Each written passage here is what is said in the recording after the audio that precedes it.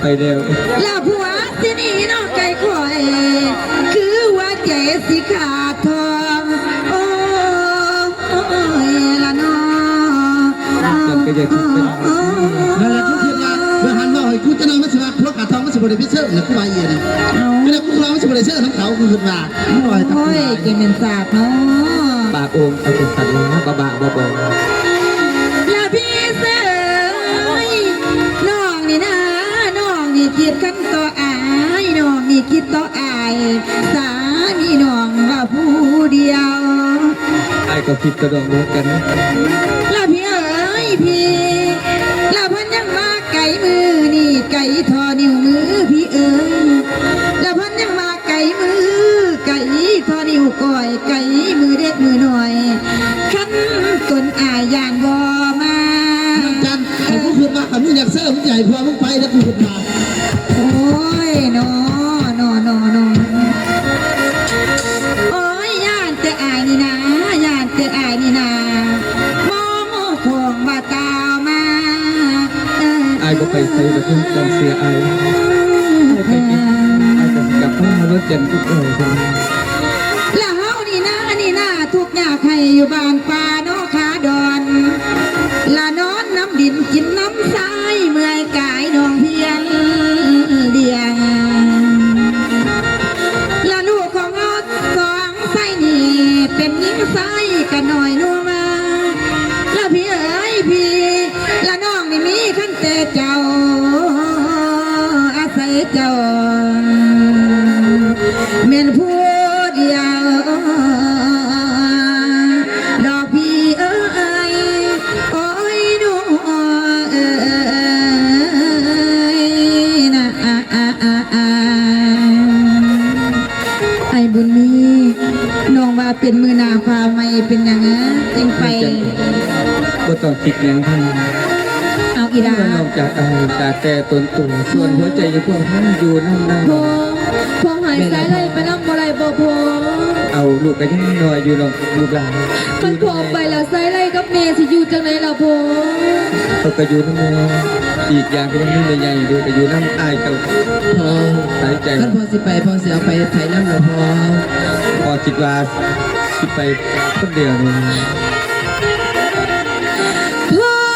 สิได้จากน้อยใจคอยอ่อนน้ำบิดา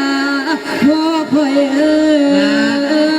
ขันพามันนะพาไปหาเงินหาข้ามขันจังไงน้ำมันสิทุกสิได้เพราะว่ามันสิหาข้ามมันสิบ่ได้ตัวไรจังไงนะป้าโอนเลยนะก็ร้านอยากไปกับพ่อละป้าโอ้ยลายังขยายอยู่น้ำป่านี่แหละก็ต้องไปดอกลาอยู่นั่นเองละพ่อนะแสนน้ำตาตกไหลโทสิไกอีนางน้อย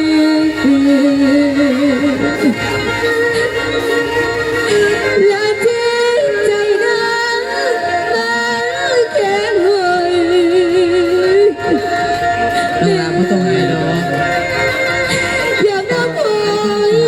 แก้วอีพ่อแก้วอีพ่อเขาอยากให้ได้ก็ลูกอยากไปกับพ่อแม่พ่อนะให้สิเลนอลำหน่อยขันใจคอยระดวงเด้อเจ้ายังหน่อยอยู่ลูกนาบ่ไปดอกแล้วพ่อนะ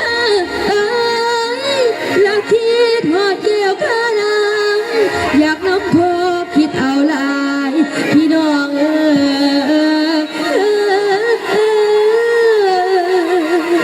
จะดูตั้งใจอยู่กับลูก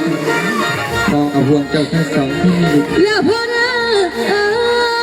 ระยะไปนาเดินไทยสูดสายใจลูกเป็นห่วงลูกเป็นห่วง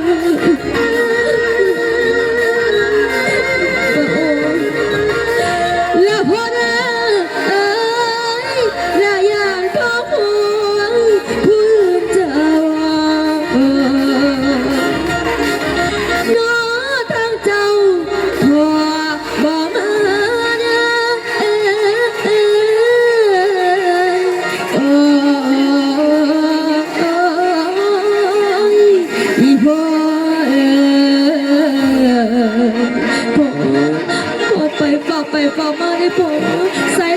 และอาสิทาโพอยู่บ้านเสด็จพง ขอบัดนี้ฟังอีกก่อนแม่นวลเอ๋ย ว่าจังไดอาย และท่านเก้าสี่ห้างหรือสี่ห้าห่างตาดอกน้ำพุดแล้วคณะมาสมสอนกับใครคนไอ้ปาดัน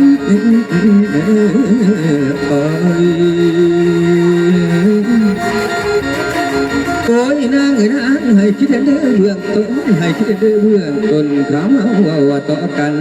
โอ้ยสร้างว่าที่อาย จากลูกจากเมียไปบ้านนั้นจากแต่ตัวเด้อละนะส่วนหัวใจอย่างหัวพงสิจุดนำพาน้ำนอง บ่เป็นหยังดอกอ่ะ ยามีสองดอกละคำสัญญาน้องอย่าตายแม่ดู ไปหาเพชรไปเด้อขันไปหา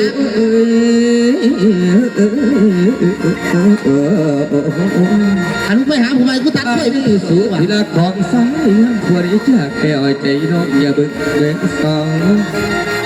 ให้นั่งตั้งต่ออายเสมอต่อตั้งต่อนะมือให้นั่งตั้งต่ออายเสมอเพิ่งมาต่อดัง ดวงมืออายบ่เป็นห อา ยัง ย ดอ ได้ ก คือทางสร้างพอปิด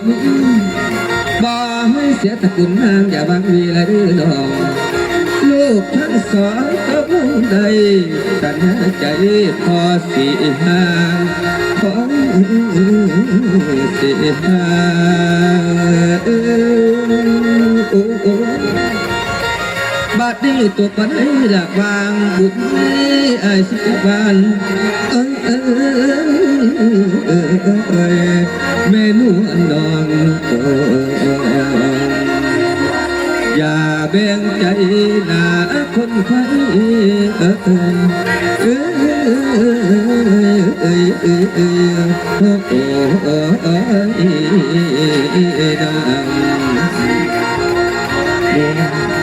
ทุกสิ่งทุกอย่างอายก็เป็นห่วงแต่ว่าเพื่อนจะเป็นพ่อกับแม่กับเพื่อนอาศัยอาย อายคันว่าหามบ่ยาว่าบ่ฟังอายไปก็ฟ้าวไปฟ้าวมาคันว่ายากับปู่เพิ่นมีเงินมีคำก็เอามาซื้อเครื่องซื้อของให้ดูเขา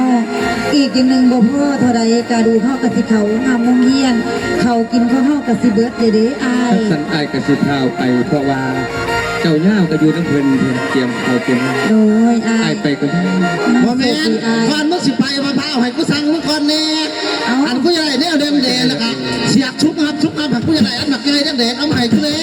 เอาสิให้ฉัน โกงเฮ็ดอีหยังอ่ะ ไว้เนี่ยสวมแบบใหญ่ทุกแดงเสียกหูแบบเวลากระทั่งกับเขาจากของกูอยากได้มึงเข้าใจบ่ เอาเชื่อมาสั่งแท้บ่ได้สั่งหยังพอ มึงยังสวมแล้วเนาะเนี่ยมึงมีกูเลยมึงมีกูอย่างไรเนี่ยหมักไงชุบมาแล้วกระทั่งกับเขาจากของกูอยากได้นั่นน่ะ อันนี้ปะโอน